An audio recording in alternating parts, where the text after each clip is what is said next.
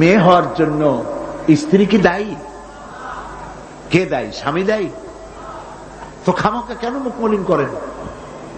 আল্লাহ রাব্বুল আলামিন বলেছেন কোরআনে কারীমের মধ্যে, আমি কাউকে ছেড়ে দেই, কাউকে মেয়ে দেই, কাউকে ছেলেও দেই, মেয়েও দেই, কাউকে কিছুই দেই না। ইন্নাল্লাহা আলা কুল্লি শাইইন কাদির। সমস্ত জিনিসের উপরে ক্ষমতা কার? আল্লাহ পাকের। সন্তান হয় না, আল্লাহর কাছে চাও, ছেলেও দিতে পারেন, মেয়েও দিতে পারেন, তার ইচ্ছা।